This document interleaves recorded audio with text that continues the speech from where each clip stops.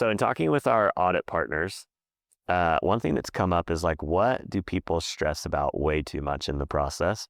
And inevitably, an answer that comes up is policies and procedures, which is so funny, right? Like, why is that people get so hung up on those? Yeah, I think they're looking for the answers to the test that actually doesn't even exist, right? This policies. So when we think about policies, I don't know why this is unique. It seems like revelatory to other people, but we just think it in terms of policies. We don't try to geek out and make them bigger than they are.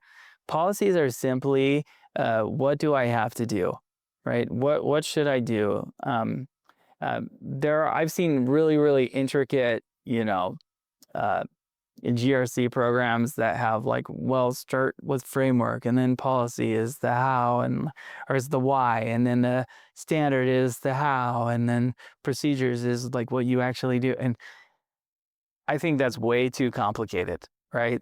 And that gets super nebulous, and we're just dealing with what should we be doing, Hmm. and when should we be doing those, right? Procedures are going to say how you actually implement controls. And so at the very beginning, when we talk about people, process, technology, what are the capabilities that you implement? There's two different kinds of solution parameters that we would have, right? So they're the kind that are needed to operate the business. So you need a place to store data, you need a database, and you need something for compute. Usually you need some sort of deployment tool. Those are for like serving up the software. And then the other solutions are the the specific protection mechanisms that you have. They exist a little bit. They kind of depend on each other Hmm. in certain ways, right? So just get really good at describing what you're required to do. Most of the time, if it's FedRAMP 20X, hey, this is what you have to do. If it's FedRAMP Rep 5, it's really specific. It's like you must do this and you need to do it.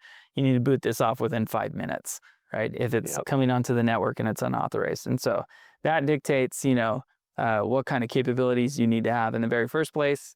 And then simply what are those capabilities? And so we tie those resolutions to the capabilities Hmm.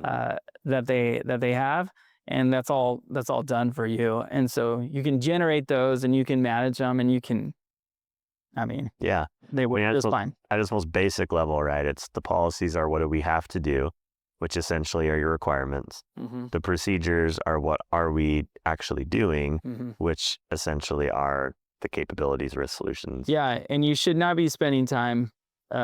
You should not be spending time like writing those. Hopefully, you already know when you swap out a capability, policies and procedures should be updated accordingly. If only there were a tool Yeah, that could automate a whole set of policies and procedures. that was accurate, Yeah, like in complete. addition to like all the SSPs and everything. Hmm. Yeah. Somebody should build that.